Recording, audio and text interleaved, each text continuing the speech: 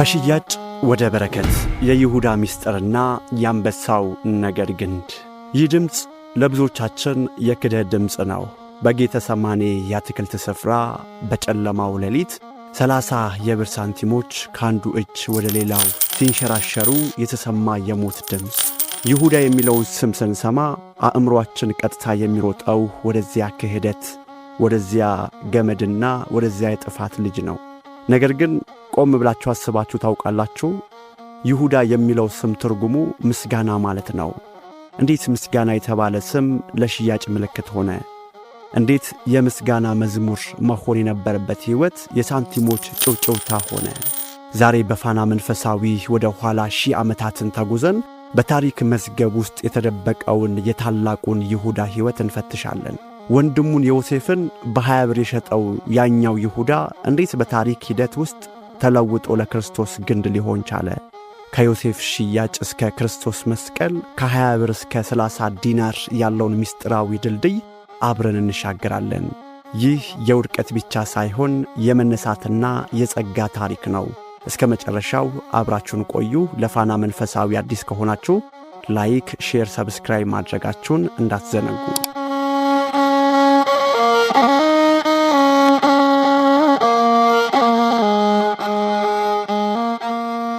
ታሪኩ የሚጀምረው ባለቤቷ በማይወዳት ሴት መኝታ ክፍል ውስጥ ነው።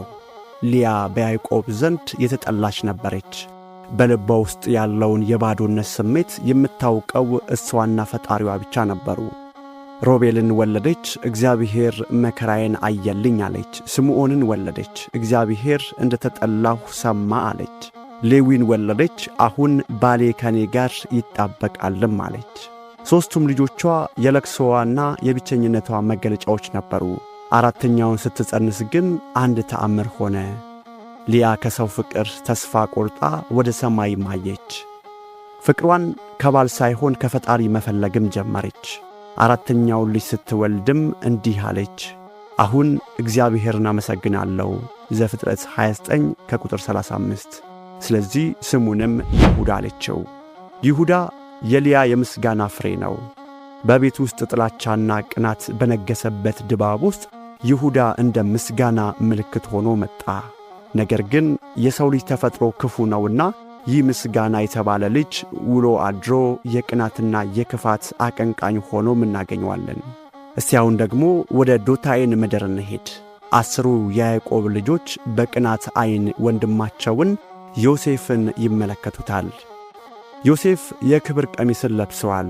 ዮሴፍ ሕልምም አልመዋል። ወንድሞቹ ግን ሞቱን ተመኝተዋል። ይህ ባለ ሕልምም መጣ፣ ኑ እንግደለውም ተባባሉ።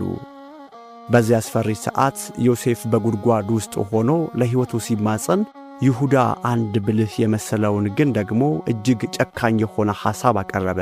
ዘፍጥረት 37 ከቁጥር 26 ላይ እንዲህ ይላል፣ ይሁዳም ወንድሞቹን አለ፣ ወንድማችንን ገድለን ደሙን ብሸሽግ ምን ይጠቅመናል? ኑ ለእስማኤላውያን እንሽጠው። ይሁዳ በ30 ብር ጌታን ለሸጠው ለይሁዳ አስቆሮቱ ቀዳሚው ነበረ። ዮሴፍን በ20 ብር ሸጠው።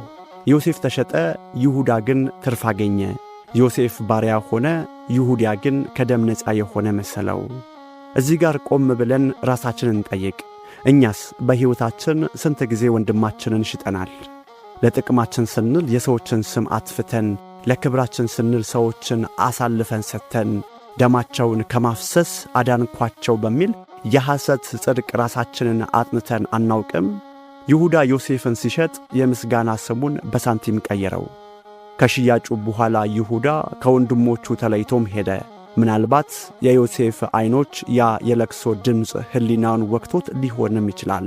ርቆ ሄደ። ትዳር መሠረተ፣ ልጆችን ወለደ። ነገር ግን የዘራውን ማጨድም ጀመረ።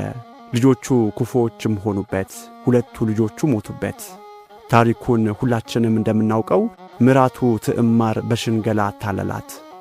ትንሹ ልጅ እንዳይሞትባት በሚል ስጋት ትዕማርን አሳልፎ ሰጣት። ነገር ግን ይሁዳ በሰው ላይ የሚፈርደው ፍርድ ፈጣን ነበረ። ትዕማር ማርገዟን ሲሰማ አውጧትና ትቃጠልም አለ። ትዕማር ግን አንድ ምስጢር ነበራት። የይሁዳን መያዣ ቀለበቱን፣ ክርኑንና በትሩን አውጥታ አሳየችው። ያን ይሁዳ ራቆቱን ቆመ። እርሷ ከኔ ይልቅ ጻድቅ ናትም አለ። ይህ በይሁዳ ሕይወት ውስጥ የመጀመሪያው መንፈሳዊ ሞት ነው። የራሱን ኀጢአት ያየበት እኔ ጻድቅ አይደለሁም ብሎ የተናዘዘበት ሰዓት። እግዚአብሔር ይሁዳን ለታላቅ ክብር ከማዘጋጀቱ በፊት መጀመሪያ በትዕቢቱ ላይ ፈረደበት። ዓመታት አለፉ። ረሃብ ምድርን መታት።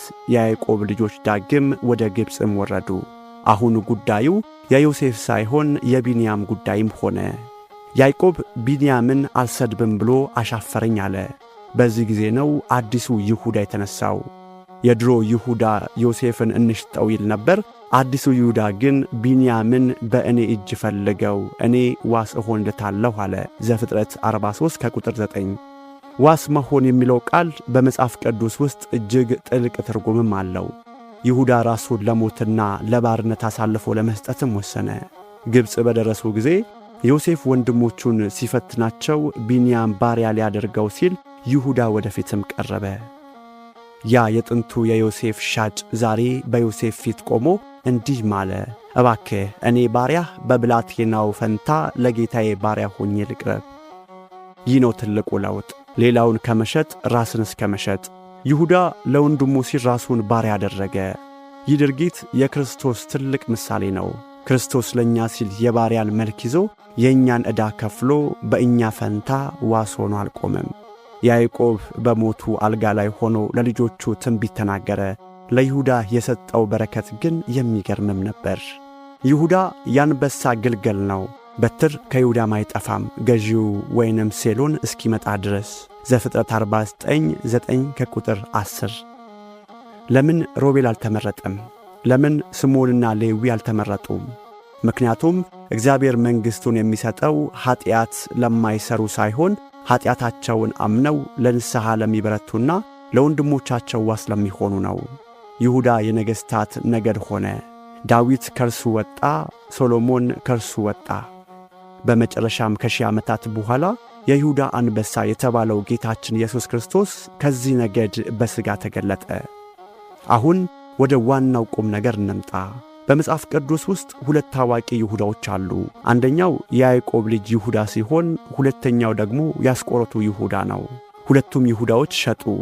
የያዕቆብ ልጅ ይሁዳ ዮሴፍን በ20 ብር ሸጠ። አስቆሮቱ ይሁዳ ክርስቶስን በ30 ብር ሸጠ። ሁለቱም ተጸጸቱ። የያዕቆብ ልጅ ይሁዳ በትዕማር ፊት ራሱን አዋረደ። ያስቆሮቱ ይሁዳ ሳንቲሙን ወርውሮ ንጹሕ ደም አሳልፌ ሰጥቻለሁ አለ። ነገር ግን ልዩነታቸው እዚህ ጋር ነው። የያዕቆብ ልጅ ይሁዳ ወደ ንስሐ ሄደ፣ ራሱን ለወንድሙ ዋስ አድርጎ ሰጠ። ያስቆሮቱ ይሁዳ ግን ወደ ተስፋ መቁረጥ ሄደ፣ ራሱን በገመድ አንቆም ገደለ። እግዚአብሔር ለምን ክርስቶስን ከይሁዳ ነገድ እንዲወጣ አደረገ? ምክንያቱም ክርስቶስ የሰው ልጅ የውድቀት ታሪክ ላይ ምስጋናን ሊዘራ ስለመጣ ነው። የይሁዳ ነገድ የሻጮች ነገድ ነበር። ክርስቶስ ግን በዚያ ነገድ ውስጥ ገብቶ የማዳን ነገድን አደረገ። ዛሬ ይህ ታሪክ የምትሰሙ ወንድሞቼና እህቶቼ ታሪኩ የይሁዳ ብቻ አይደለም። የታሪኩ ባለቤቶች እኛ ነን። ምናልባት በሕይወታችን ዮሴፍን ወይንም እውነትን፣ ፍቅርን፣ ቅድስናን የሸጥንባቸው ጊዜያት ይኖሩ ይሆናል። በ20 ብር፣ በ30 ብር፣ ምናልባትም በትንሽ ጊዜያዊ ጥቅም ጌታህን የሸጥክበት ሰዓት ይኖር ይሆናል። ይሁዳ ግን አንድ ነገር ያስተምረናል።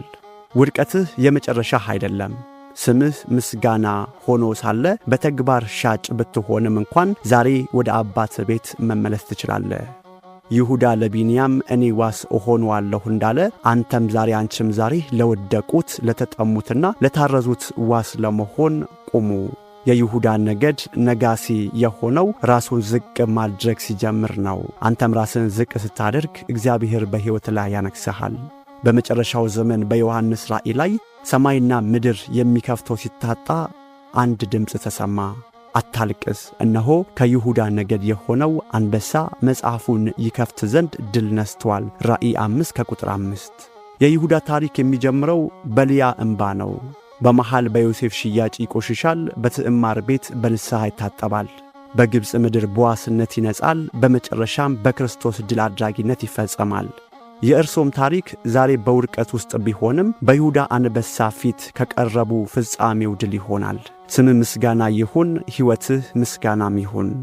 ስለተከታተላችሁ እናመሰግናለን። የዛሬው ትምህርታችን በሕይወታችሁ ላይ ለውጥ ካመጣ ላይክ ማድረጋችሁን አትርሱ። ለሌሎች እንዲደርስ ሼር አድርጉት። በሌላ መንፈሳዊ ታሪክ እስክንገናኝ የይሁዳ አንበሳ ኢየሱስ ክርስቶስ ይጠብቃችሁ።